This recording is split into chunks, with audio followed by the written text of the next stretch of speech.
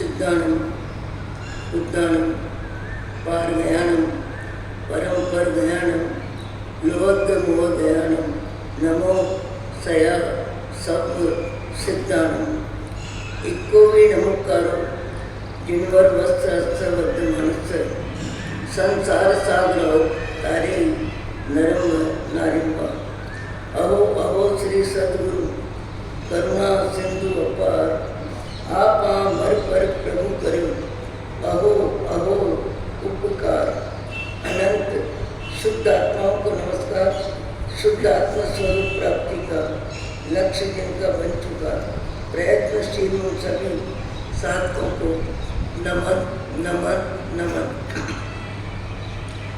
प्रभु परमात्मा देवादिदेव भगवान महावीर स्वामी के शासन में राजस्थान की धरती कोटा शहर दानबाड़ी दादाबाड़ी में आप हम सब सम्मिलित हैं अपने चेतन चिदानंद भगवान तुल्य आत्मा को अपनी ओर अपना ध्यान हो, अपनी ओर अपना ध्यान हो। ध्यान सबका रहता है जब तक आत्मा है, ध्यान की व्यवस्था है। ध्यान यानी ज्ञान, ज्ञान यानी समझ, सोच, जागृति। जब तक आत्मा है तब तक पंचेंद्रिय मनुष्य का मन कहीं कहीं हर क्षण लगता है। 5 इंद्रियों के 23 विषय उनमें मन लगता है। 5 इंद्रियां स्वाध्याय करने वाली बहन जानती है। तभी कभी हमारा मन आँख का कार्य क्षेत्र क्या है, देखना, देखने में मन लगता है। कभी किसी की बात सुनने में मन लगता है, कभी सुगंध दुर्गंध में मन लगता है, कभी खाद्य पदार्थों की व्यवस्था में मन लगता है, कभी स्पर्श इंद्रिय को कपड़े में पहनाने में मन लगता है। मन अतीत में भी जाता है, मन भविष्य में भी जाता है, मन वर्तमान में भी घूमता है। ज्यादातर मनुष्य का मन अतीत में ज्यादा घूमता है और भविष्य की कल्पनाओं में भी अपने मन शक्ति का उपयोग ज्यादा करता है। वर्तमान में अपने में अपना मन ठहरे, अपने में अपना मन ठहरे, ऐसा कब होगा? अपन ने जिसे अपना माना, जिसे अपना जाना, उसमें हमारा मन लगता है। जैसे शरीर को मैंने अपना माना तो शरीर में मन लगता है, शरीर की क्रियाओं में मन लगता है, खाने में, पीने में, बोलने में, हंसने में, विवाहित जीवन की जवाबदारियों में, संसारी जीवन में, रचना वासना में मन घूमता है। पर घूम के भी 5 इंद्रियों के विषयों में ही मन लगता है। मन और लगता कहाँ है? अतीत में जाता है तो भी विषय यही है और भविष्य में जाता है तो भी विषय यही है। पर कभी हम 5 इंद्रियों के परिग्रह में मन को अतीत में भविष्य में उलझाते हैं, पर कभी थकते नहीं हैं, कभी थकते नहीं हैं। थकावट आती है कुछ समय के लिए, प्रतिकूलता में थकावट आती है और अनुकूलता में मन राजी रहता है और अनुकूलता बनी रहे ऐसी मन की अभिलाषा रहती है। अनुकूलता बनी रहे ऐसी मन की इच्छा रहती है, अभिलाषा रहती है, ख्वाहिश रहती है, जो भी शब्द बोलते हैं। प्रतिकूलता को जी चाहता नहीं है, पर प्रतिकूलता जीवन में आए बिना रहती नहीं है। कभी किसी के बचपन में ज़्यादा प्रतिकूलता आती है, कभी किसी को जवानी में ज़्यादा प्रतिकूलता आती है और किसी किसी को वृद्धावस्था में ज़्यादा प्रतिकूलता आती है। प्रतिकूलता आती ही है। प्रतिकूलता के बिना जीवन किसी का पूरा होता नहीं है, क्योंकि पाप का अभाव हो वहाँ प्रतिकूलता नहीं आती है। हमारा जीवन पुण्य पाप का झमेला है। पुण्य और पाप का प्रमाण कई गुना ज़्यादा और पुण्य का प्रमाण कम होता है। जैसे कली ये बात आई थी कि व्यक्ति का जीवन ज़्यादा में ज़्यादा, आप कान लगाओ आवाज आ जाएगी, और नहीं तो कुर्सी वाले आगे कुर्सियाँ ले लें। कल ही अपनी एक बात जरूर कही थी कि व्यक्ति अपनी थाली को चाटता है और दूसरे की थाली में झांकता है। जो मिला, जितना मिला, जैसा मिला, उसमें उसका मुंह बना हुआ है, उसमें उसका अपनत्व है, उसमें वो जवाबदारी भी समझता है। जो अपनी थाली को चाटना और दूसरों की थाली में झांकना, जिंदगी निकल गई। इसी कार्यक्रम में जिंदगी निकल गई। और जिंदगी में 5 इंद्रियों के विषय में ही जीव सुखी दुखी होता है, हर्ष शोक मनाता है, अपना पराया करता है। विवाह शादी करे, बेटी की शादी हो या बेटे की शादी हो, देख के भी क्या देखते हैं? 5 इंद्रियों के विषयों की व्यवस्था देखते हैं। मकान कैसा है, लड़के का रंग रूप कैसा है, घर का वातावरण कैसा है, पैसा कैसा है, परिवार कैसा है, क्या देखते हैं? शारीरिक जिंदगी से संबंधित सारी व्यवस्थाओं में दिल दिमाग घूमता है। केवल शारीरिक व्यवस्थाओं में दिल दिमाग घूमता है, और जिसको जैसा योग बनना होता है मिलता है।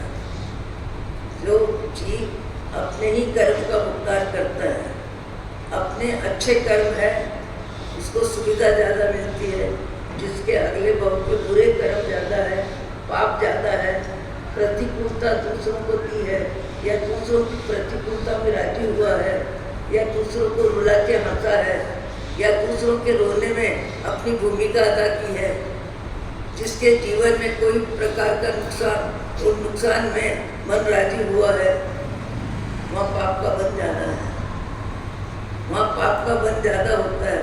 तो अगले जीवन में जीव ने शरीर छोड़ा है, परिवार छोड़ा है, धन धरती जो भी जिसके पास था सब छोड़ा है, और सब छोड़ने के बाद भी उस जीवन में जीवन जीते हुए जैसे राग द्वेष किया है, जिससे किया है, धन को लेके, धरती को लेके, कामकाज को लेके, स्वभाव को लेके, व्यवहार को लेके, जीवन भर पुण्य और पाप, राग द्वेष की यात्रा चलती रहती है। किसी से कम बनती है, किसी से ज़्यादा बनती है, किसी को देख के मुँह फूलता है, किसी को देख के मन राजी होता है। ये सब क्या खेल है? ये सब जिंदगी 5 इंद्रियों के विषयों में व्यस्त है। किसी से राजी होना, किसी को नाराज करना, किसी पे मन लगता है, कहीं मन लगता ही नहीं है। ये बात कपड़े में ही नहीं है, आँख का विषय, नाक का विषय, मुंह का विषय, शरीर का विषय, सब में है। कई बहन भाई कपड़ों में मन लगता ही नहीं है, कपड़े पहनना पड़ता है। कईयों को पहनते पहनते मन उब गया, पुण्य का उदय, पैसे की अधिकता है, कपड़े बदल लिए, फिर वो पुराने हो गए, फिर बदल लिए, बदल के क्या बदला? कपड़े की क्वालिटी बदली। कपड़े की क्वालिटी बदलने में मन लगा, या अपने मन को निर्मल बनाने में, मोह कम करने में, आसक्ति कम करने में, अहंकार कम करने में अपना मन किस में लगा? ये आसक्ति अहंकार बढ़ाने में मन लगा या घटाने में मन लगा? पुण्य के उदय का उपयोग शारीरिक जिंदगी में, मोह की जिंदगी में जितना ज़्यादा होता है, सब में आसक्ति है, सब में अहंकार है, मोह भाव है। ये भाव इसी भाव में समझ सकते हैं, और इसी भाव में समझ आ सकती है, और समझ आए तो हमारे जीवन में सद्गुण बढ़ सकते हैं, और हमारे जीवन में दुर्गुण घट सकते हैं। सबसे पहले तो दूसरों की थाली में झांकना कम होगा।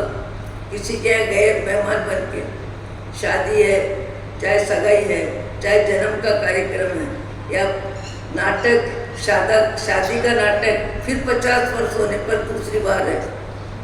ये एक नया नाटक है कि बेटों ने हमारी शादी देखी नहीं, और कहा जाता है ये क्या करें, परिवार मानता नहीं है। परिवार मानता नहीं है पर अपना मन भी कहीं न कहीं तैयार होता है। नहीं, आप तीर्थ यात्रा के लिए निकल जाओ 4 दिन पहले, नाराज होके क्या नाराज होंगे, राजी होके कौन से बेटे साथ ही रहते हैं, राजी होके भी America, Japan, German, Bombay, Madras, Bangalore जाते हैं कि नहीं? नहीं, क्या करें, हमारे बच्चे नाराज हो जाए। बच्चे जिंदगी भर आपसे राजी रहते हैं क्या? नाराज नहीं होते क्या कभी? या आप नाराज नहीं होते हैं क्या? पर कहीं न कहीं हमारा मन हमारी प्रवृत्ति को पसंद करता है, और पसंद करता है तभी व्यक्ति राजी होके बैठता है। अपने मन को मैं ही जानूं या जाने तू मेरा नाम, छिपाने से पाप छिपता नहीं है और छपाने से पुण्य बढ़ता नहीं है। छपाने से पुण्य बढ़ता नहीं है और छिपाने से पाप घटता नहीं है। छिपाने से पाप बढ़ता है और छपाने से पुण्य घटता है, और इस सच्चाई को सब जानते हैं। जानते हुए भी नाम का आग्रह, गोत्र का आग्रह, पूर्वजों के अच्छे कार्यों में अपनी वर्तमान की आसक्ति, वर्तमान का अहंकार क्या नहीं होता व्यक्ति के पास। अच्छा कार्य जिसने भी किया, जब किया, पर उस परंपरा में, उस वातावरण में, उस क्रम में जो आते हैं उनको भी पुण्य कार्य बड़े करते हैं, दादा करते हैं, पापा करते हैं, जो भी करते हैं, उसका परिचय भी देने में व्यक्ति को आनंद आता है। मेरे भाई साहब मिनिस्टर है, मेरे भाई साहब वहाँ हैं। मैं लगभग देखती हूँ कि जब मेरे सामने कोई बात करता है तो परिचय उन्हीं व्यक्तियों का पहले देता है जो व्यक्ति अर्थव्यवस्था में, पद में, पैसे में, संपन्नता में, अच्छे कार्यों में भी, अच्छे कार्यों में जिनका नंबर ऊंचा होता है, उन्हीं का व्यक्ति परिचय देता है और उन्हीं का उल्लेख करता है और उन्हीं का उल्लेख करके राजी होता है। पर आपको, मेरे को सबसे जरूरी है अपना मन, मनुष्य भाव में इतना बदलने की कोशिश करें, इतना बदलने की कोशिश करें कि आने वाले भाव में त्रियंच गति में न जाना पड़ सके। त्रियंच गति में जाने के बाद समय लंबा लंबा लंबा, लाखों हजारों वर्ष है, और अभाव और अपमान के अलावा कुछ नहीं है। कभी कभी व्यक्ति को अपमान में बहुत दुख होता है, और अपमान में दुख होना सामान्य बात है, सब जानते हैं। अपमान किसी को अच्छा नहीं लगता है, बोले या नहीं बोले। और सम्मान की भूख लगभग सबको रहती है, सम्मान मिले या न मिले, सम्मान की भूख सबको रहती है। पर कभी कभी कहीं कहीं ऐसे व्यक्ति भी जीवन में देखने को मिलते हैं जिनका पुरुषार्थ पूरा का पूरा संसार से छूटना है, 4 गति 84 लाख योनि से निवृत्त होना है। वो सबसे पहले अपने जीवन में अपमान को सहन करने की शक्ति बढ़ाते हैं। मनुष्य भाव में अपमान सहन करने की शक्ति बढ़ाते हैं। इरादे पूर्वक प्रतिकूलता को आमंत्रण देके, प्रतिकूलता को आमंत्रण देके अपने सम्मान को घटाने का जीवन जी के, शब्दों पे ध्यान देना, अपने सम्मान के जीवन को इरादे पूर्वक घटा के अपने सम्मान के जीवन में कोई थोड़ी सी भी शब्दों की व्यवस्था बदले तो आदमी भीतर से हलचल हो जाती है। क्योंकि व्यक्ति का जो स्तर होता है उस स्तर को बढ़ा के कोई बात करता है, बढ़ा के कोई बोलता है तो मन राजी होता है। और अपना स्तर जितना है उसको कोई घटा दे, उसको कोई कम कर दे, बोले या नहीं बोले, पर हमारा मन तो बोलने लगता है, मेरा मन तो बोलता है। किसी ने कहा इन्होंने 21 उपवास किए, 21 उपवास किए। तुम 21 उपवास क्यों बोल रहे हो? मैंने तो मासा कम किया है। अब क्या किया उन्होंने, 9 उपवास घटा दिए। वो 9 उपवास घटा दिए, बोलने में ध्यान नहीं रहा, बाकी बाद में बात हो भी जाएगी, बोल भी देंगे। पर जिसने मासिक श्रवण किया उसका मन तत्काल बोलता है। तत्काल क्या बोलता है, अरे भाई मैंने तो मासिक श्रवण किया, अरे तुम्हें इस कार्य में 21,000 थे, 21 कैसे, मैंने 51 दिया। मैंने संघ की सेवा इतनी करी, इतने वर्ष करी, मैंने दान पुण्य किया। जो अपन जितना करते हैं पुण्य को छपाने में अपनी मति की गति खूब काम करती है, चाहे साधु है चाहे श्रावक है, सब अपने मान को पसंद करते हैं, सम्मान सबको चाहिए, पर पाप छिपाने में बढ़ता है और पाप पुण्य छपाने में घटता है। पुण्य छपाने में घटता है क्योंकि पुण्य की व्याख्या में अहम आता है, अपने को उजागर करने में मन ज़्यादा लगता है, और अपने को उजागर क्या करता है, मनुष्य भाव के शरीर को, मनुष्य भाव के नाम को उजागर करके क्या करता है, आत्मा को तो उजागर करने की क्षमता है नहीं। उजागर किसको करता है, एक पड़ाव की जिंदगी है, मनुष्य भाव पड़ाव की जिंदगी है। लाखों पड़ाव व्यतीत किए हैं जीवन ने, लाखों लाखों अनंत काल की यात्रा चालू है। अनंत काल की यात्रा में अनंत काल तो निगोद में बीत गया, अनंत काल एकेंद्रिय में 5 स्थावर में बीत गया, फिर विकलेंद्रिय में, बेंद्रिय, तेंद्रिय, चौरेंद्रिय में भी कितना समय बीता है। देवगति में कभी कदाच ऊंचे आचरण से चला गया, पर वहां से भी फिर नीचे आया है। और मनुष्य भाव में कर्मों को क्षय करने के लिए, आत्मा को निर्मल बनाने के लिए, आत्मा को ऊपर उठाने के लिए, क्रोध मान माया लोभ के व्यवसाय को कम करने के लिए, मान को इरादे पूर्वक घटाने के लिए, मान को इरादे पूर्वक घटाने के लिए भी कभी कभी कोई कोई व्यक्ति आंखों से देखने को मिलता है। करीब सन 71 की बात है, हम लोग जयपुर से, उस समय एक बड़ौदा के श्रावक आए जिनका नाम था रामलाल जी। वो जहाँ व्यवसाय करते थे, जिस पोस्ट पे थे, उस पोस्ट से ऊपर वाले व्यक्ति ने कोई गलती करी, गलती उसने करी और नाम उनका दे दिया। उस नाम को लेके उनके दिल दिमाग में हलचल हुई, और हलचल होके ये हलचल हुई कि गलती मैंने नहीं की, उसके बाद मेरा नाम आ गया। गलती करे और गलती नाम आ जाए तो फिर भी व्यक्ति कैसे भी मन से बर्दाश्त करे, पर गलती के बिना कोई गलती बता देता है तो हमारे मानसिक हलचल चालू हो जाती है। परिवार में हो, समाज में हो, कहीं भी हो, कोई भी हो, चाहे विद्यार्थी जीवन में हो, नंबर किसके ज़्यादा किसका कम, हलचल हलचल हलचल। छोटे छोटे बच्चों की माताओं को ज़्यादा टेंशन होता है, बच्चों के नंबर अच्छे आने चाहिए, और यदि अच्छे हैं कम बता दिए तो कितने ही प्रयत्न होते हैं। उनको ऐसा लगा कि गलती उनकी और नाम मेरा आया।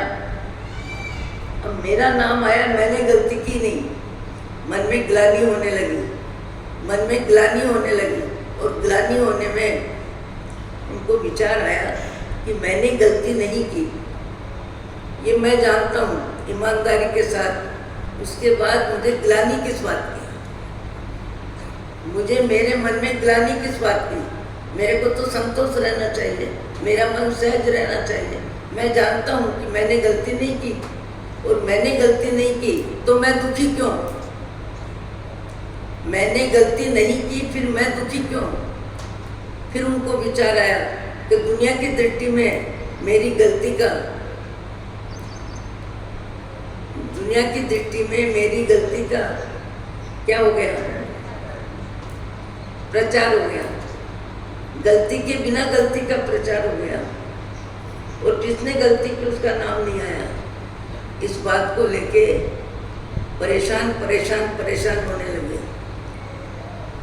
फिर उनको विचार आया कि महापुरुष जितने भी हो गए, महापुरुष जितने भी हो गए, जैन वैष्णव किसी भी पंथ में, किसी भी मजहब में जितने भी हो गए, उन्होंने अपनी आत्मा में इतनी निर्मलता बढ़ाई कि दूसरों की गलती में भी अपना मन चुपचाप रखा, दूसरों की गलती में भी अपना मन चुपचाप रखा, और अपनी गलती नहीं होने पर भी उस आरोप को स्वीकार किया। ऐसे भी इंसान कभी कभी कहीं कहीं मिलते हैं कि गलती किसकी और आरोप किस पे। फिर उन्होंने विचार किया कि मैंने गलती नहीं की, मैं जानता हूँ, परमात्मा जानते हैं। दुनिया मुझे जिस रूप में भी जाने, जान ले, कितना समय जानने का, कितना समय सम्मान का और कितना समय अपमान का। जब तक मनुष्य जीवन है और पुण्य का उदय है, वहाँ तक के आँख मिचोड़ने का खेल और है क्या।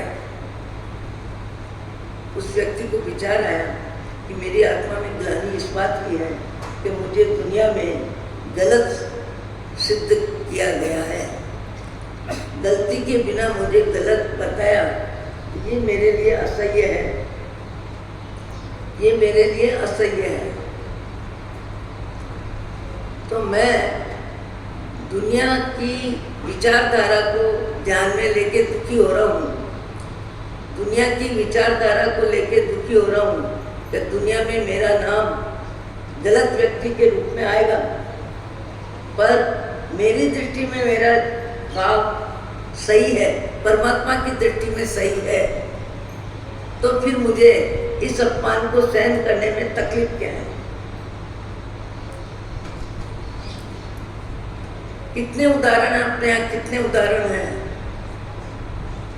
सुदर्शन सेठ का उदाहरण जग जाहिर है। राई रत्ती भाव जगत में गलती नहीं की, पोषद में बैठे थे, सारी गलती महारानी की थी और महारानी ने सारा आरोप सुदर्शन सेठ पे किया और सुदर्शन सेठ राजा के पूछने पे चुप रह गए। और राजा ने कहा मुझे मालूम है तुम ईमानदार हो, तुम सज्जन हो, तुम श्रेष्ठी हो, तुम अच्छे में अच्छे इंसान हो, तुम्हें एक बार बोल दो ये गलती मैंने नहीं की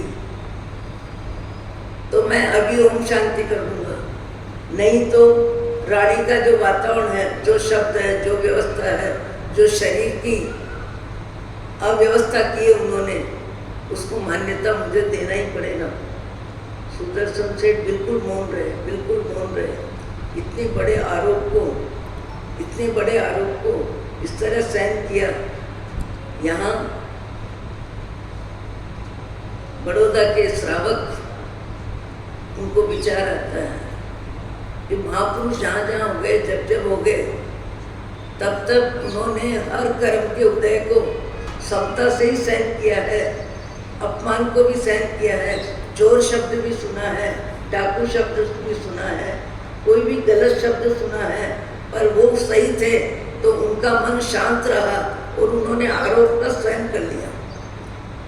क्रोध, मान, माया, लोभ, मान को सहन करना सामान्य बात है, अपमान को सहन करना बहुत कठिन में कठिन काम है। जबकि अपमान और सम्मान का समय कितना है, केवल मनुष्य जीवन, आपका मेरा जीवन यदि कुत्ते की जिंदगी में जाता है, कुत्ते के शरीर में जाता है, कुत्ते का वातावरण स्वीकार करता है, तो कोई भी पत्थर मारता है, कोई भी रोटी फेंकता है, कोई भी डंडा लेके दौड़ता है। अपन आंखों से देखते हैं, गाय को मारने वाले मिलते हैं, घास देने वाले भी मिलते हैं और धक्का देने वाले भी मिलते हैं, भगाने वाले भी मिलते हैं। जीव यही है, आपका मेरा जैसा ही जीव है। सब परिस्थितियाँ जीव स्वीकार करता है कि नहीं, सहन करता है कि नहीं, मजबूरी में, लाचारी में, विवस्था में। पर मजबूरी में, लाचारी में, विवस्था में जो सहन करता है उसका सम्यक चारित्र नहीं है, उसका सम्यक ज्ञान नहीं है, उसमें सम्यक दर्शन नहीं है, इसलिए सही भाव नहीं है। मजबूरी में, लाचारी में, परिस्थिति की प्रतिकूलता में जो सहन करना पड़े, व्यक्ति चुपचाप सहन करता है, आज भी सहन करता है। वो सहन करने पर भी आत्मशुद्धि का पुरुषार्थ नहीं है। आत्मशुद्धि का पुरुषार्थ कब है कि आपको विवेक है, आपको समझ है और फिर आप उन शब्दों का हार को स्वीकार नहीं करते हैं। जैसे आपने कितनी बार सुना होगा कि विचक्षण श्री जी महाराज चलते चलते हजारों आदमी जयकारा करते हैं और वो अपने से बात करते हुए चलते हैं, और बात करते हुए क्या चलते हैं, जब साधना नजदीक उनके चलती है, पूछते हम लोग, पूछते क्या सुनते हैं, और वो अपने आप से बात करते हुए चलते हैं। जीवाराम पुण्य कर्म का उदय है, ये मीठा जहर है, ये प्रशंसा प्रसिद्धि में बहकना मत। प्रशंसा प्रसिद्धि के शब्द कान तक रहने चाहिए, भीतर नहीं जाने चाहिए। प्रशंसा प्रसिद्धि के शब्द भीतर नहीं जाने चाहिए, भीतर जाएंगे मान के शायद होगा। ये मीठा जहर है, ये पुण्य प्रकृति का उदय है, पर पुण्य प्रकृति के उदय को समता से सहन करना ये ज्ञानियों का उद्देश्य है। प्रशंसा को भी पचाना, प्रसिद्धि को भी पचाना, शरीर की सुंदरता को भी पचाना, अधिक संपन्नता को भी पचाना और अपने जीवनचर्या में काम कम में कम लेना और मैत्री प्रमोद माध्यस्थ करुणा भाव से अपनी शक्ति का सदुपयोग दूसरों के लिए ज्यादा में ज्यादा करना। आज भी ऐसे इंसान है, साधु का जीवन घुमक्कड़ है, आपको पता है, सब तरह के दृश्य देखने को मिलते हैं। आज भी कभी कभी कहीं कहीं ऐसे व्यक्ति देखने को मिलते हैं जिनकी परोपकार में रुचि है, जिनकी समता भाव में रुचि है, जिनकी करुणा भाव में रुचि है, दया भाव में रुचि है, अपनी अपनी रुचि है। कईयों की रुचि सब तरफ होती है। जैसे व्यक्ति एक है, एक व्यक्ति एक तरफ रुचि नहीं होती, सब तरफ रुचि होती है। कई व्यक्ति कहते हैं हमारी तो महाराज इसी में रुचि है और किसी में रुचि नहीं है। ठीक है, नहीं है तो कोई बात नहीं है, पर कई व्यक्ति अधिकतर ऐसे होते हैं जिनकी रुचि सब तरफ होती है, और सब तरफ रुचि होती है तो सबके प्रति अपने तन मन धन बुद्धि प्राण का उपयोग सबकी तरफ करते हैं। जैसे व्यक्ति है, माँ का भी दायित्व है, पत्नी का भी दायित्व है, बच्चों का भी दायित्व है, भाई बंधु रिश्तेदारों का भी दायित्व है, मित्रों का भी दायित्व है, व्यापार से संबंधित व्यक्तियों का भी दायित्व है। सबके दायित्व को निभाने में अपनी क्षमता का उपयोग करता है। तन से मन से धन से व्यक्ति एक है, दायित्व अनेक है, और अनेक दायित्वों में सामंजस्य रख के अपनी शक्ति का सदुपयोग करने वाले कई महानुभाव हैं। अभी यहाँ आए थे एक रोज राजनांद गांव के भाई, 2500 रुपये रोज, कम में कम हो तो मैं कम बता रही हूँ, 2500 रुपये रोज नाश्ता करने से पहले पशु पक्षी और मनुष्य चाय और टॉप्स आदि खिलाने में 25 वर्ष से लगातार अखंड। और यदि मकान देखो तो एक मकान है रहने का, पति के पास शायद 50 तोला सोना भी नहीं होगा, पर रुचि है अपनी अपनी। इतनी ज्यादा रुचि कि बच्चों के दीपावली पे कपड़े नए बनाने भले रह जाए और व्यवस्था न हो तो कर्ज भले ले ले, कर्ज लेके भी अपनी जो दया भाव है उसकी जवाबदारी पूरी करते हैं। ऐसे भी माइके लाल हैं, ऐसे भी माइके लाल हैं जो 10,000 खर्च कर सकते हैं, पर मन कहता है 1,000 बहुत है, ये आया इनको देना है। कभी कोई आता ही रहता है, चलो 1,000 दे दो, 2,000 दे दो, 500 दे दो। व्यक्ति अपने तन को, मन को, धन को, बुद्धि को, प्राणों को परोपकार में, परमार्थ भक्ति में, परमात्मा की भक्ति में, शास्त्र स्वाध्याय में, दया दान में, सज्जनों की संगति में समय का उपयोग कितना करता है। आटे में नमक जितना 24 घंटे में 3 घंटे भी कर ले तो बहुत है। 10,000 की कमाई है, 1,000 का रोज दान कर दे तो भी ठीक है। रोज 10,000 गले में आ रहे हैं, ऐसा व्यक्ति भी 1,000 रुपया परोपकार में, परमार्थ के कार्यों में रोज खर्च करे तो भी धन्यवाद का पात्र है। एक दिन में 10,000 कमाता है तो एक महीने में कितना कमाएगा? 10,000 कमाने वाला 1,000 भी परोपकार परमार्थ के कार्यों में यदि खर्च करता है तो भी उसकी मन की उदारता का धन्यवाद दिया जाता है। कई व्यक्ति 1 लाख रुपया कमाते हैं एक दिन में, उसके बाद भी 1,000 दे दो, मुनीम जी 1,000 दे दो। 1 लाख रुपया रोज कमाने वाला 1,000 देने का मन करता है। ये मनुष्य की मनोवृत्ति है।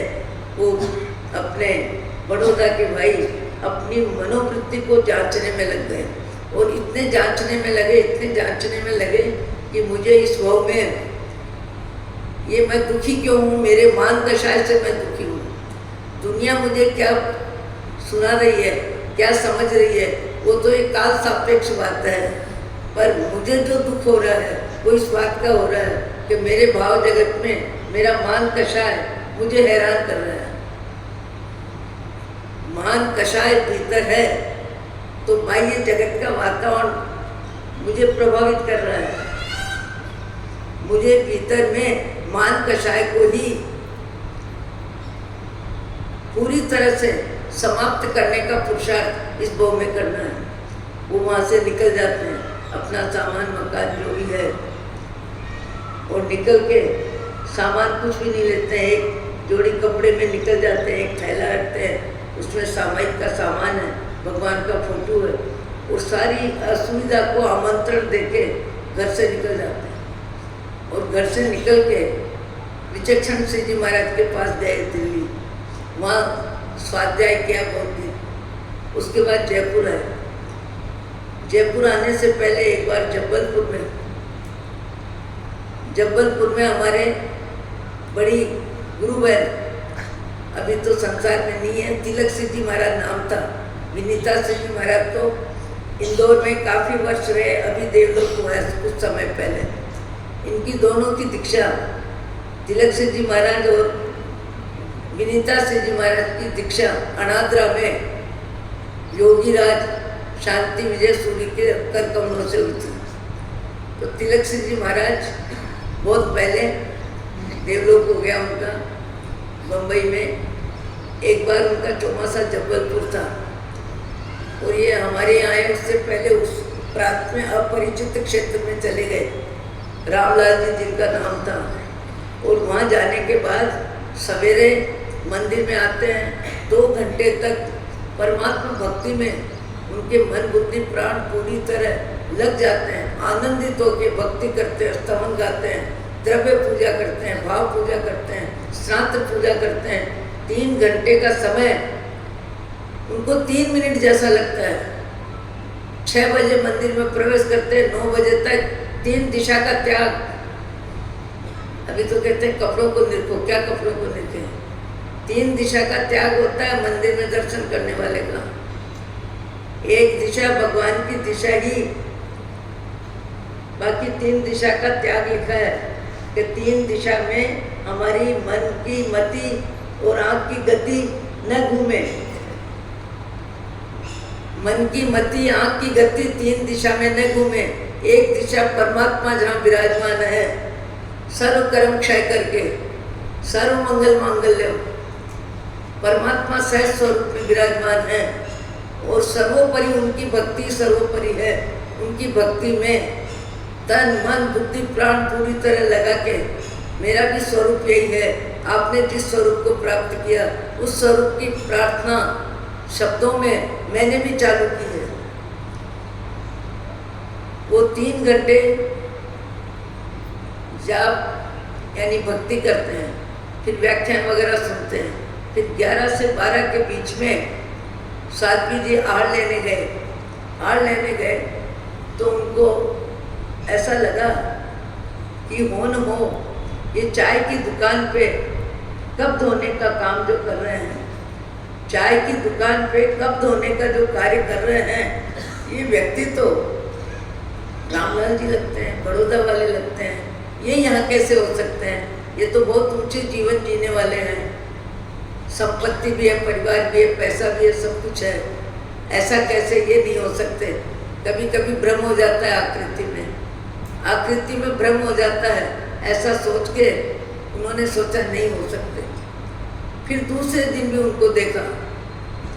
फिर तीसरे दिन गुंडी जी को बताया, तिलक सिंह जी महाराज को, कि एक श्रावक जो सवेरे 3-9 बजे तक, फिर 10 बजे आपका व्याख्यान सुन के जाते हैं, पर उसके बाद हम गोचरी जाते हैं, तब वो हमें दिखाई देते हैं और हमको लगता है कौन वो वही है। और कहाँ दिखाई देते हैं? चाय की दुकान पे कप प्लेट धोते हुए दिखाई देते हैं। कौन सा काम लिया? चाय की दुकान पे कप प्लेट धोने का काम वो करते हैं। और ऐसा काम करके हमने उनको देखा। तो दूसरे दिन जब फिर चौथे दिन मंदिर उनका अखंड नियम था और चौमासा था, तो साध्वी जी महाराज को वहीं रहना था। तो फिर तिलक सिंह जी महाराज ने पूछा कि रामलाल जी साहब, हमारे साध्वी जी कहते हैं कि यहाँ सादे में भक्ति का आप लाभ नहीं लेते हो और इस तरह आप तो हो नहीं सकते, मुझे तो भरोसा आता नहीं है, पर साधना 2 दिन से बराबर आपको देख रही है और आपको सारा चेहरा और रहन सहन उनको समझ में आ रहा है, तो क्या ये सच है? क्या सच तो नहीं होगा, वो तो कोई और ही व्यक्ति होगा। और हमारे साध्वी जी कहते हैं कि चाय की दुकान पे कप प्लेट धोते हुए हमने आप जैसे व्यक्ति को देखा। तो बोले और किसी को नहीं देखा, मेरे को ही देखा। और किसी को नहीं देखा, मेरे को ही देखा है। तो आप? बोले हाँ। बोले कैसे?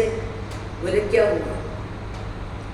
मेरे को दिन भर आराधना करना है, मैं समाज परिवार सबसे अलग हो चुका हूँ, मुझे कर्मों की दुनिया समाप्त करनी है और कर्मों की दुनिया ही मुझे संसार में घुमाती है और कर्मों की दुनिया ही मुझे तिरंज गति में, देव गति में, मनुष्य गति में, नरक गति में, अनंत काल से ऊपर नीचे ऊपर नीचे ऊपर नीचे मेरा जीवन चल रहा है।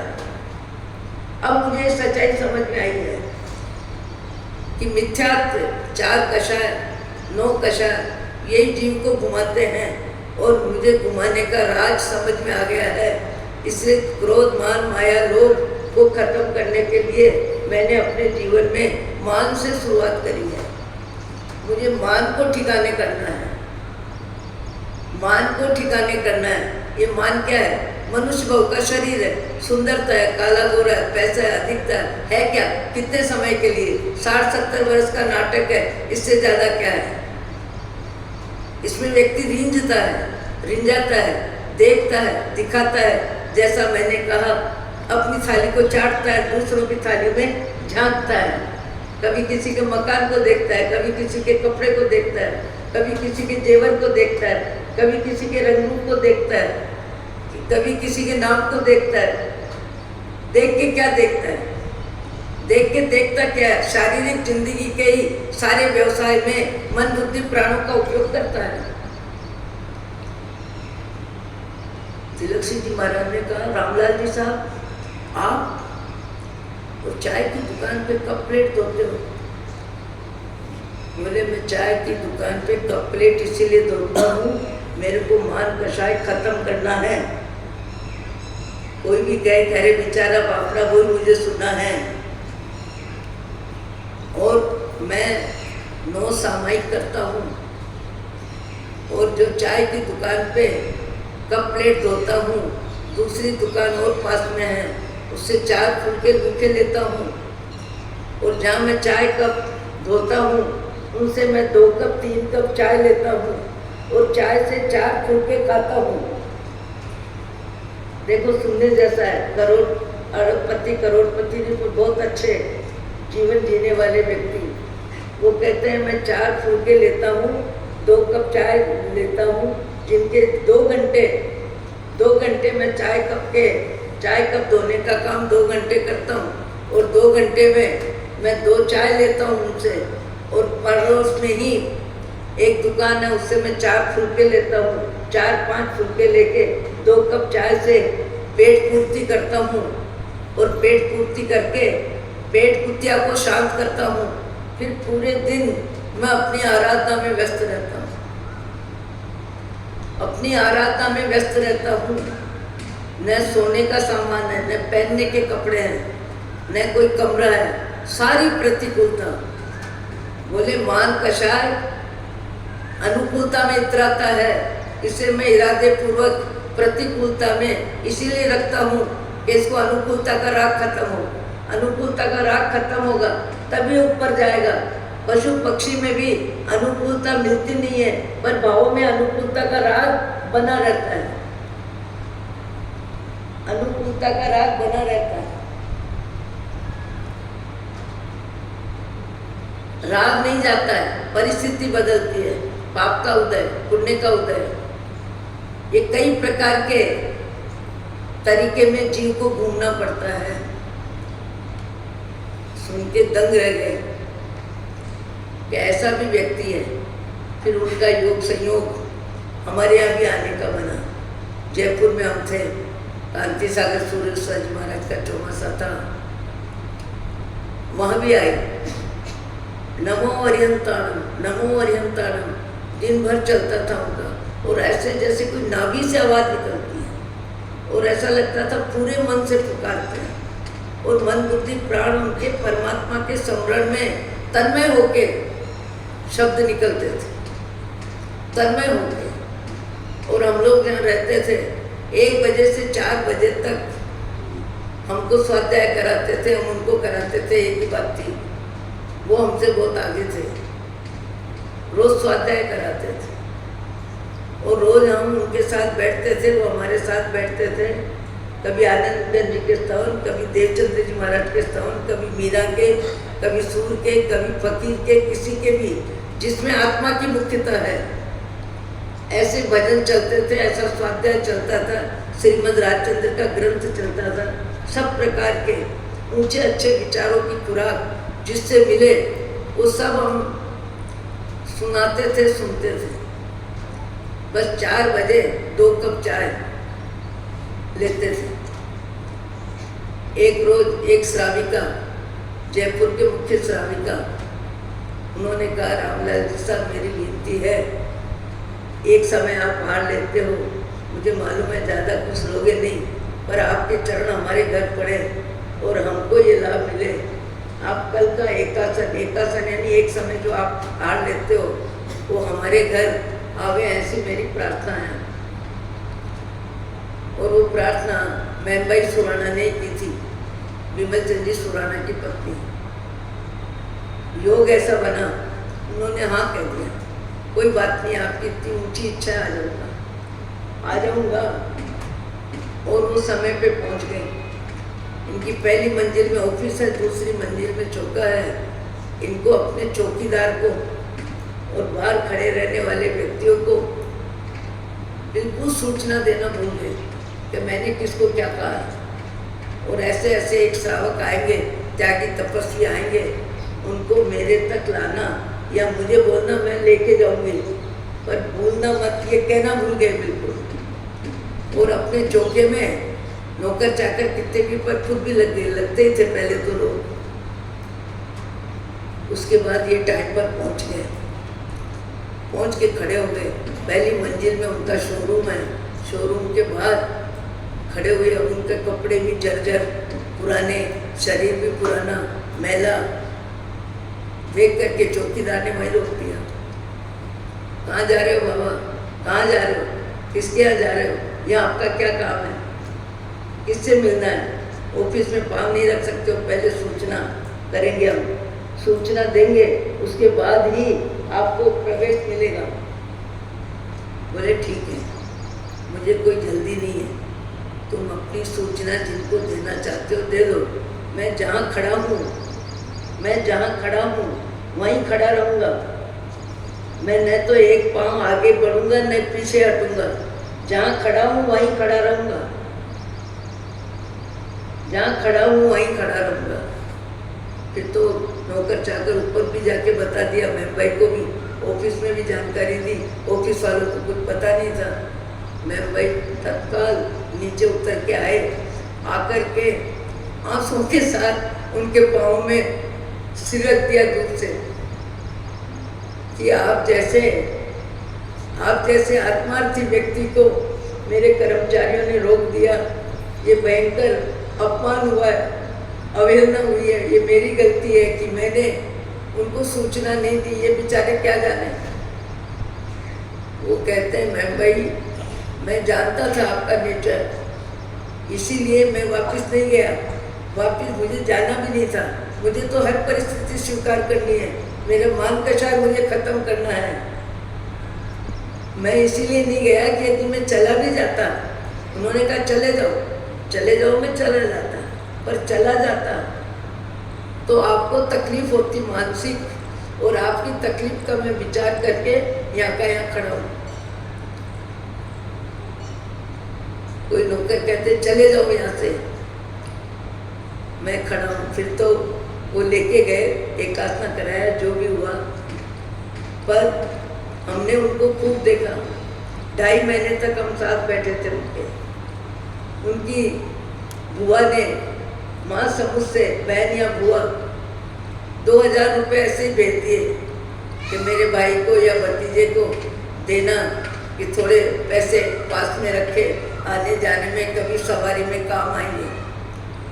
विजयगंज के मंदिर में दर्शन करने वालों ने आंखों से देखा कि आरती के समय उन्होंने 2000 रुपये भंडार में डाल दिए, एक पैसा भी नहीं रखा अपने पास। फिर सर्दी का समय आ गया, चौमासा उतरने के बाद जनवरी में हम वहीं थे, तो हमको ऐसा लगा कि और कुछ बिछाते उड़ते नहीं है, पर कम से कम एक घास का गद्दा बनवा दिया, और घास का गद्दा टाट में तैयार करवा दिया। तैयार करवाने के बाद उनको कहा गया कि ये व्यवस्था आपको लेनी है। ठीक है, ले लूँगा। दूसरे दिन आए और आके कहने लगे, साध्वी जी महाराज अब मैं यहाँ से जाता हूँ, यहाँ से मैं जाता हूँ। मैंने कहा क्यों? हमें तो स्वाध्याय का आनंद आ रहा, आप क्यों जा रहे हो? नहीं, मेरे लिए जो व्यवस्था थी, 3 घंटे की जगह मुझे 5 घंटे निद्रा आ गई, 2 घंटे मेरे बेकार हो गए, 2 घंटे मेरी निद्रा में चले गए, मोह कर्म में चले गए, प्रमाद आलस्य में चले गए। मनुष्य भाव का समय मैं 3 घंटे से ज़्यादा निद्रा नहीं लेता हूँ, तो 3 घंटे से ज़्यादा निद्रा नहीं लेता हूँ। फिर मैं ध्यान करता हूँ, स्वाध्याय करता हूँ, भक्ति करता हूँ। मुझे तो भीतर के कषायों को खत्म करना है। भीतर के कषाय खत्म हुए बिना कोई भगवान बनता नहीं, भगवान बनने लायक भी बनता नहीं। भगवान बनने लायक बनता कौन है? जितने भी महापुरुष हो गए, सबके जीवन देखो। मनुष्य जीवन में जिनको भी वितरागवाणी का असर हुआ है, उन्होंने अपने जीवन में भीतर में क्रोध, मान, माया, लोभ के व्यवसाय को खत्म करने का पुरुषार्थ किया है, कम करने का पुरुषार्थ किया है। बार बार अपने को जांचना, बार बार अपने बारे में सोचना, इसका असर मेरे पे क्या हो रहा है, कितना हो रहा है। और बाह्य जगत में यदि हमारे असर होता ही रहेगा, ये 4 गति 84 लाख योनि से कभी छुट्टी नहीं मिलेगी। छुट्टी उसे ही मिलेगी जो संसार में अपने भावों से छुट्टी लेगा। भावों से छुट्टी लेगा, उसी का भाव समाप्त होगा। जब तक भावों में राग, द्वेष, क्रोध, मान, माया, लोभ का व्यवसाय है, अभी तो उनका जीवन और बाकी है। इसके बाद भी उन्होंने वहाँ से चले गए, जाके कहाँ रुके होगा तो मैं कल बताऊंगी, नहीं अभी एक वाक्य में बोल देती हूँ। फिर ऐसे आश्रम में चले गए जहाँ गरीब बच्चे, बिना पैसा देके पढ़ने वाले बच्चे, और ऐसे बच्चों को रूखी रोटी, उबली सब्जी जो भी मिलती है, ऐसे अनजान जगह में चले गए। और इतनी अनजान जगह में चले गए कि कोई उनको पहचाने नहीं, कोई भिखारी माने, कोई भिखारी ही माने उनको, क्योंकि पूरा शरीर अस्त व्यस्त हो गया। पर फिर मुझे इच्छा हुई, मैं लगभग वहाँ से सिरोही के आसपास से कोशिश करी, सिरोही के आसपास से मैंने कोशिश करी कि साधक आत्मा अभी कहाँ है, उनके दर्शन कैसे हो। वो तो पैदल चलते हैं, सवारी का भी त्याग कर चुके थे। मैंने कहा कहाँ मिल सकते हैं, कोशिश करी तो मालूम पड़ा अमुक जगह बच्चों के आश्रम में, आश्रम से बाहर वो एक जगह अपना जीवन बिता रहे हैं। फिर हमको क्या समाचार मिले और कैसे समाचार मिले, यदि समय होगा और विचार बनेगा तो कल बताएंगे। अहो अहो श्री सद्गुरु करुणा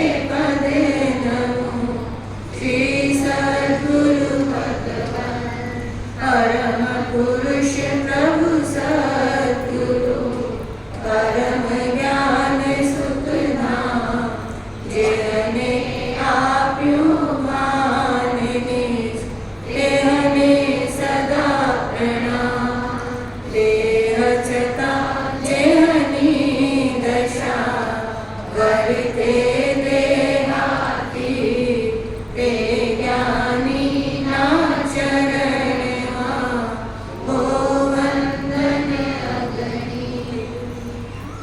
पचक खान